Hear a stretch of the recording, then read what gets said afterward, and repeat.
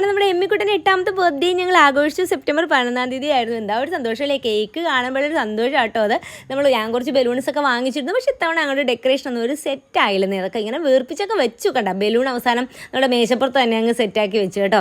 Rebecca മോളാണ് ഇത്തവണ ക്യാമറയിൽ ഫോട്ടോസൊക്കെ എടുത്തത്. പിന്നെ അനുഭവം പതിവ് പോലെ തന്നെ വന്നിട്ടുണ്ടായിരുന്നു. വരുന്നില്ല എന്നാൽ പറഞ്ഞത് തലേദിവസം വന്ന് എമ്മിക്കുട്ടിക്ക് ഗിഫ്റ്റൊക്കെ എല്ലാം കൊടുത്തിട്ട് പോയി കേട്ടോ. നല്ല അടിപൊളി 2 ചെരുപ്പുകളായിരുന്നു. ഒരു ചെരുപ്പ് ഒരു ഷൂ ഒക്കെ കൊടുത്തു.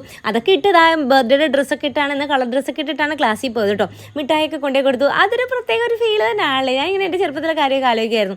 ഞാനും എൻ്റെ 1ാം ക്ലാസ് മുതൽ ആ 10th വരെ എല്ലാ പ്രാവശ്യവും ഇങ്ങനെ മിഠായി കൊണ്ടുപോയി ഫ്രണ്ട്സിന് കൊടുക്കുന്ന ഒരാളായിരുന്നു കേട്ടോ. പിന്നെ അന്നത്തെ കാലത്ത് എല്ലാവരും അങ്ങനെ മിഠായി ഒന്നും കൊണ്ടൊന്നും കൊടുക്കുന്ന ഒരു ശീലം ഇല്ലായിരുന്നു. വളരെ കുറച്ച് പേരാണ് എല്ലാവർക്കും ബർത്ത്ഡേക്ക് മിഠായിയൊക്കെ കൊടുത്തുകൊണ്ടിരുന്നത് കേട്ടോ. ആ കൂട്ടത്തിൽ ഒരാളായിരുന്നു ഞാനും. അപ്പം ഞാനും ഡോപ്പിയും ഗിഫ്റ്റൊക്കെ കൊടുത്തു. ഞാനൊരു പൗച്ചും, ഇവിടെ എന്നോട് പൗച്ച് വേണമെന്ന് പറഞ്ഞിട്ടുണ്ടായിരുന്നു. അപ്പോൾ പൗച്ചും ഡോപ്പി പെയിൻറ്റൊക്കെയാണ് കേട്ടോ കൊടുത്തത്. പിന്നെ അത് വാട്ടർ കളറോ മറ്റോ ആണെന്ന് തോന്നുന്നു കേട്ടോ.